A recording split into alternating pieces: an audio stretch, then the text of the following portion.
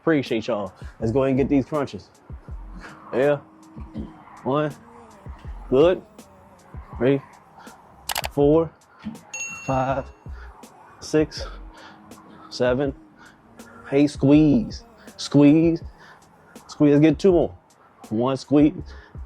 Good. And as you see, you'll wait about a minute, minute and a half. But see at the bottom, I want that big stretch. So I'm down here, stretch, boom, stretch, boom. Same exact way, okay? Appreciate everybody. Look good? All right. So when we start the second set, we're gonna go ahead and get to the verse of the day. I'm gonna get my lady to send it out today. Looking at case, grab the mic. It's in the case, yeah. So I need you to read out what the verse of the day is, because we can't have a workout, man. You know, on Calisthenics Workout Complex, can't be able to work out unless, you know, you had the word of the day. Again, God, masculinity, and calisthenics, man. All them 3, you know, man, ain't no way you can lose out here, boss. Let's go get to the verse of the day. What we got today for the verse of the day? What we saying? The verse of the day comes from John 3:34 through 35. I can't hear you, Shawty. Oh. I can't hear you. You can speak in the air. It's fine. I can't hear you. They can hear okay. you. Yeah. I'm like, all right. The one whom God come stand over here on this side. They can't see you on the camera. It's all good. Come closer. They can't see you on there. Yeah. Go ahead. Now I can hear you. Okay. The one whom God has sent speaks God's words, because God gives him the fullness of his spirit. The Father loves his Son and has put everything in his power. And that was John 3:34 through 35. All right, say that last part and say it louder. I like that. What was the last part? The Father loves his Son and has put everything in his power. Yeah, the Father loves his Son as he puts everything in power, right? Yes. Yeah, that's good. That's good right there. See, that's what we do here at Calisthenics Workout Complex. I mean, we get a verse. I'm not a preacher. Not a preacher at all, but this is what I've done for many of years during my calisthenics career. Sit outside, well not sit, doing my pull-ups, push-ups, dips outside for hours on end talking to God. And every once in a while I would grab a scripture and I would read it and try to interpret it, because everybody interprets scriptures differently. Some for good, some for bad, some for what they really are. So this is my thoughts on those scriptures, and what she was saying was the Father gives their power, right? That's the main thing. I can't hear you from there, Shawty. The Father loves his Son and has put everything in his power. Father has loved his Son and put everything in his power. I like that. So that can be from God or your Father that's here, that you're living. So there's a reason why I read many of scriptures that says that you have to forgive. You have to be able to forgive and get back to your Father. Jesse says that a lot, and as I've gotten older, he makes jokes all the time. Jesse, y'all seen Jesse Lee Peterson? If you haven't seen Jesse Lee Peterson, please look him up. I mean, he's the funniest guy on earth, but also he's a teacher of the word. So it's all about comedy sometimes, but he's really trying to put the message of God.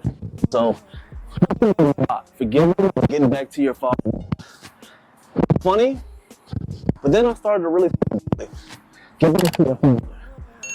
Father and God, and your Father, your natural Father that's here on earth. The reason why they want to break apart fathers, especially fathers and sons, they want to break apart that because the knowledge usually comes, it is, not usually, God, Father, wife, and kids.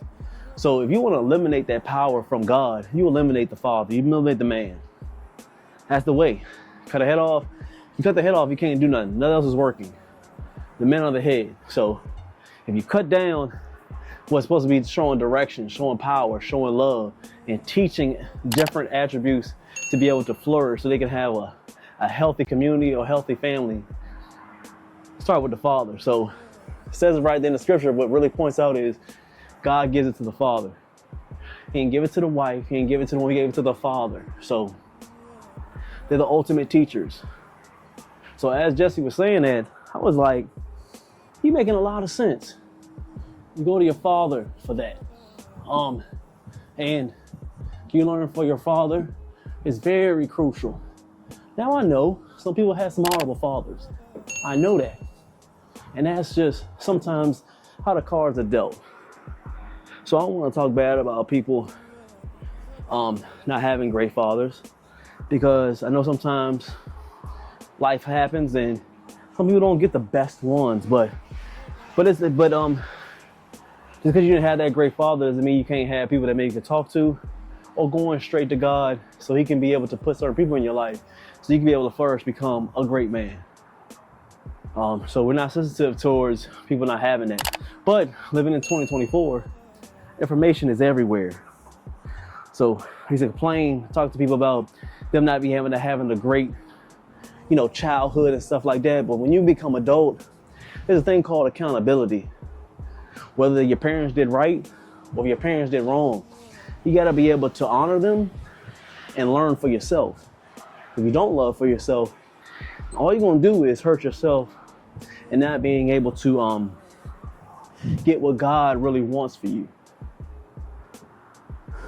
So, in all, hearing that verse, that was a good one. Made me really think. Find the Father, not just the one that gave you life, but Father and God. He has the ultimate power. Get the natural one here, and you'll be able to see and feel, and then spiritually go to the Father so you'll be able to get and receive happiness and some type of fulfillment in life. I didn't get that full fulfillment in my life until I got to him. Nothing felt right. Nothing felt like it was clicking, It didn't. I just want to get one more so I can stretch a little bit. So you get back to your Father, your natural one and your spiritual one. That makes sense. Give me that salute. If it didn't, rewind it. And if you still didn't, honestly, I don't really care. Now I'm gonna be nicer. My lady, my wife, she said that I'm trying to be nicer. And sometimes, if you didn't get it, then let me know what part you didn't get and put in the comments, and we can be able to talk about it. I have a softer heart than some people because everybody runs their own race, and me being sensitive to other people's comprehension is something I'm gonna continue to work on. Okay, it's all about growth here. Let's get these crunches. Great verse of the day. Appreciate my lady. Go ahead and read that off for us. She might continue to do that, man, because she's here now. So she'll be able to, get some work done. You got your lady with you. You're not putting her to work. There's something wrong. You're supposed to be a teacher. You're supposed to put them to work.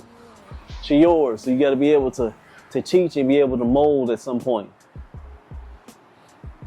Let's talk. Let's go ahead and get these crunches. Same way with the crunches. I want you to be able to stretch at the end, but squeeze each time and turn, okay? Up and squeeze and turn. All right? Let's go ahead and get it. Up. 1, 2, squeeze. Every time squeeze and turn. Turn each time. Good. Squeeze. Squeeze. And look good. Not bad. These high reps, they come, in handy, Just because I'm talking doesn't mean it's not a difficult workout. I slow down a little bit because I want to be able to, talk with you guys. But these are the type of reps I want you guys to do. Get them done efficiently. In between each exercise, only get about 5 to maybe like 7 seconds. Get the next exercise. And then when you complete all 4, then you can take a minute to a minute and a half, get back to it. If you do the math, you were to do these all in order, at least within an hour or so, you're getting well over 600, 700, 800 reps, depending on if you're on beginner, intermediate, or advanced.